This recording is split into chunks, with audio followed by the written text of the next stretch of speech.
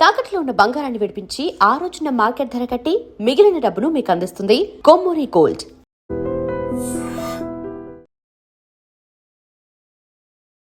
నమస్కారం, welcome to iDream media. నేను మీ సంగీత.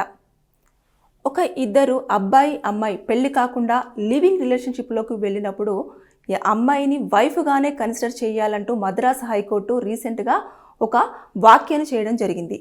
ఒక కేసులో ఒక వ్యక్తి ఒక మహిళతో కొన్నేళ్ల పాటు జీవితం కొనసాగించి తర్వాత పెళ్లి చేసుకుంటానని మోసపూరిత మాటలు చెప్పేసి ఆవిడని వదిలేసే ప్రయత్నం చేయడంతో అతను అరెస్ట్ చేయడానికని చెప్పేసి పోలీసులు ప్రయత్నిస్తుంటే ముందస్తు బెయిల్ యాంటిసిపేటరీ బెయిల్ కోసం అని చెప్పేసి కోర్టులో పిటిషన్ వేశారు.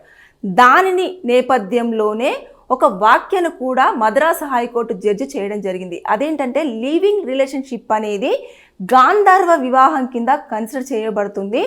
ఎందుకంటే మన ప్రాచీన భారతదేశంలో 8 వివాహాలలో ఇదొకటి గాంధర్వ వివాహంగా చెప్పుకోవచ్చు. అదే లివింగ్ రిలేషన్షిప్ అని చెప్పేసి అదొక వాక్యం చేయడం జరిగింది. ఎందుకు అనంటే అప్పట్లో మనం చూస్తూ ఉంటే మునులు ఋషులు వీళ్ళంతా కూడా చాలా డిఫరెంట్గా ఉండేది ఆ కల్చర్ అంతా కూడా. అయితే ఇప్పుడు చాలామంది ఏం చేస్తున్నారు, మాదే ముందులే కలిసిన రోజులు కలిసి ఉంటాము, తర్వాత నెక్స్ట్ విడిపోతాము అని చెప్పేసి అనుకుంటున్నారు. కానీ ఇక మీదట కోర్టులు కూడా చాలా వరకు హెచ్చరిస్తున్నాయి.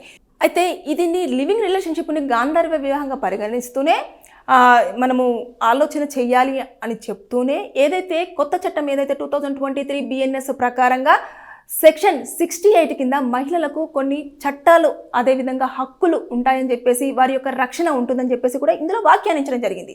ఈ చట్టం అనేది దానికోసమే అప్లికేబుల్ అవుతుందని చెప్పేసి కూడా ఇందులో మెన్షన్ చేయడం జరిగింది. అంటే ఈ లెక్కను చూసేసుకుంటే ఏదైతే ఆ అబ్బాయి నాకు ముందస్తు బెయిలు అనేది ఇవ్వండి అన్న దాన్ని పిటిషన్ని కొట్టేస్తూ ఇలాంటి వ్యాఖ్యలు చేయడం అనేది చాలా వరకు ఆలోచించిపోయే చేసే విధంగానే ఉన్నాయి. ఇక మీదట ఎవరైనా లివింగ్ రిలేషన్షిప్లోకి వెళ్దాము, ఉన్నన్ని రోజులు ఉందాము, తర్వాత వెళ్ళిపోదామంటే కుదరదు.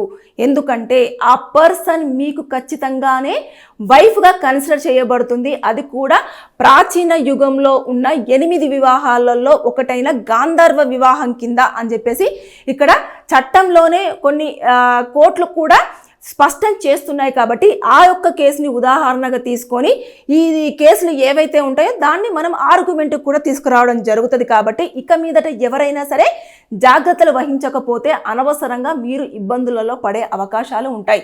ఇకపోతే వారి మెయింటెనెన్స్ మీరే చూసుకోవాల్సి ఉంటుంది. ఒకవేళ వాళ్ళు మీ వల్ల ప్రెగ్నెంట్ అయిపోయి ఒకవేళ బేబీ కనుక బయటకు వచ్చారనుకోండి, వాళ్ళ రెస్పాన్సిబిలిటీ మీరే తీసుకోవాల్సి ఉంటుంది. ఇవన్నీ ఉంటాయి. కాబట్టి ఇక మీదట మీరు ఎట్టి పరిస్థితుల్లో అమ్మాయిని మోసం చేసి మోసపూరిత మాటలు చెప్పేసి పెళ్లి చేసుకోకుండా తప్పించే తప్పించుకొని వెళ్ళిపోదాము అనే ప్రయత్నాలు మాత్రము ఇక జరగవు. సో అలర్ట్గా ఉండండి అబ్బాయిలు.